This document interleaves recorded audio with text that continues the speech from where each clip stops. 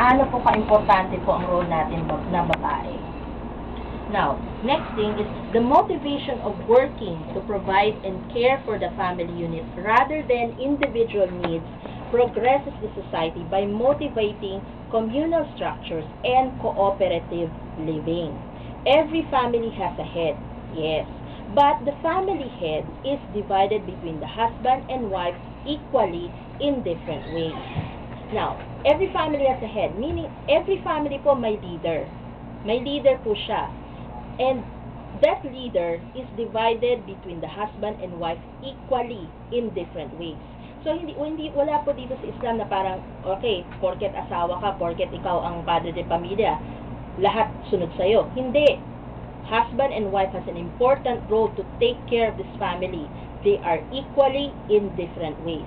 Like I said po earlier, na the husband provides what is needed by the family, the needs like housing, clothing, educating, and etc., and taking care of his wife, his property.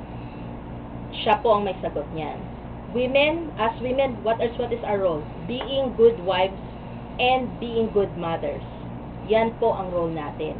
Both are difficult in itself, but if with cooperation between these two parties, this will be a success, inshallah.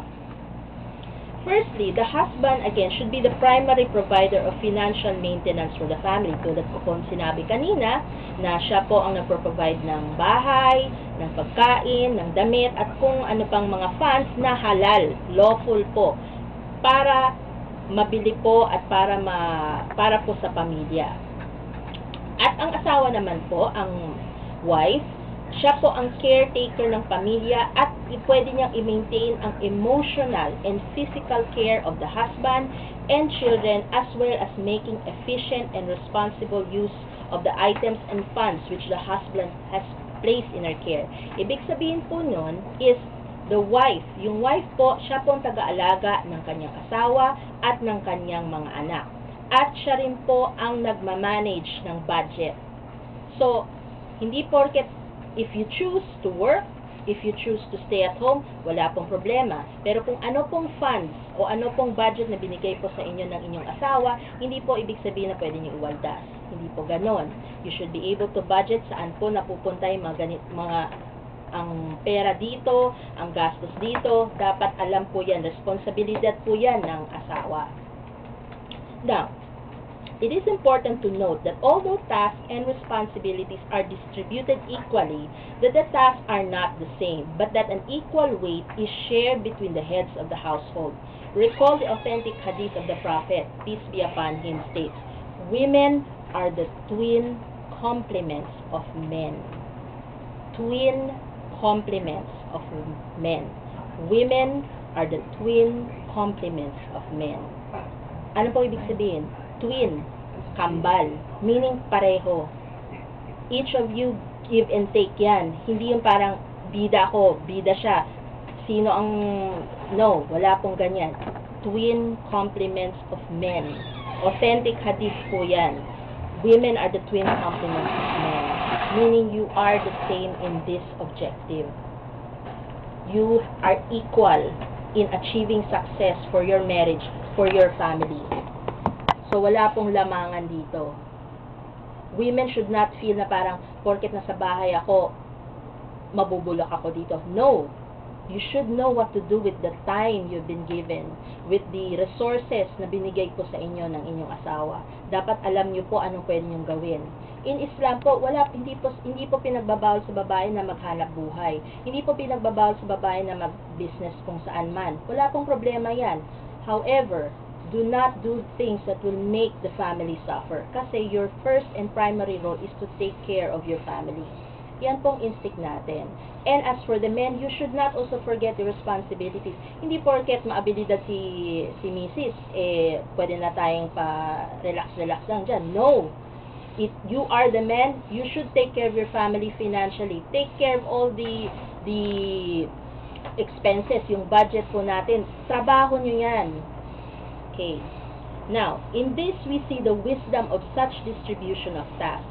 Some can be carried by both equally, while others may need the inherent strength of body that is in men or the inherent strength of heart that is in women. Kaya nga complementary kasi the men, alaga po niya yung physical.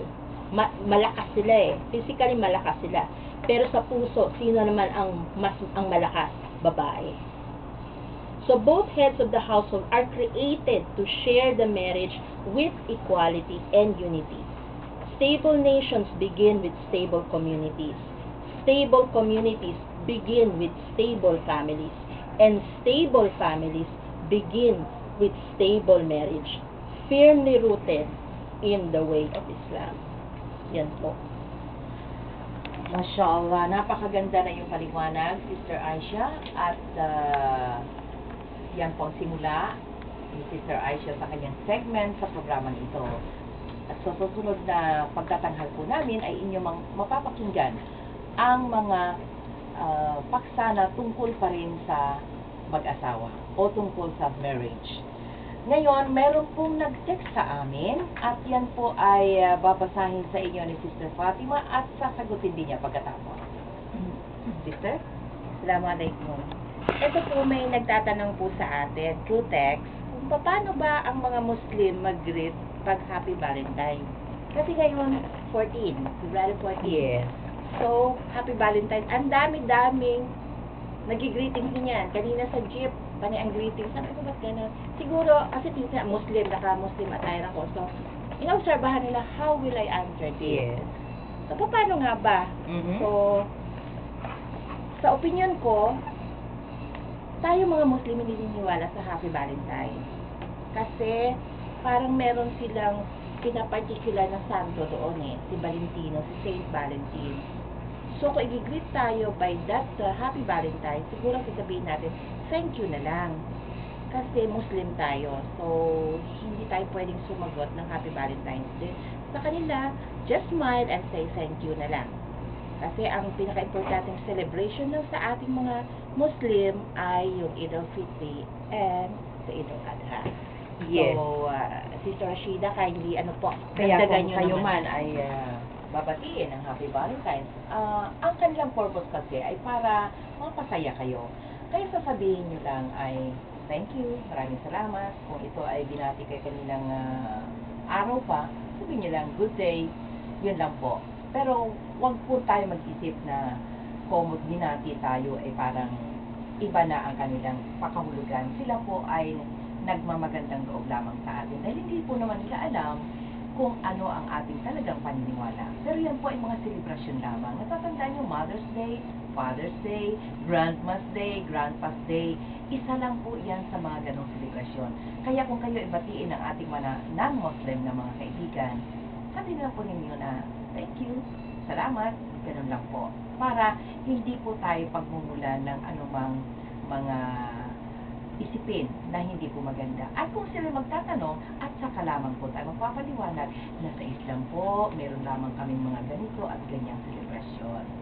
Okay, ngayon ating ipagpapatuloy ang Women in Islam at meron po kaming natanggap na email po. Ito ay galing sa isang sisters natin at babasahin po sa inyo ni Sister Fatima ang kanyang naging problema. Sister? Assalamualaikum again. Ito po yung sulat ng ating sister. Dear sisters in Islam, Assalamualaikum. I'm still single, working at umuupa ako ng isang kwarto. Dahil nga sa gusto ko ring makatipid, I invited by a friend sa office para share kami ng renta. She is a Muslim lady. Mabait siya at dahil nga sa magkasama kami sa tirahan, napansin ko, maingat siya sa kanyang mga kinakain. Even in the supermarket, meticulosa siya sa mga ingredients ng canned foods. Then, she explained to me about the meaning of halal food. Marami siyang mga naipaliwanag sa akin about the food we eat. What is haram and what is halal. Actually, ang friend ko rin ang nagsabi sa akin na makinig kami every Wednesday and Thursday night dyan sa station ninyo. I admit, marami akong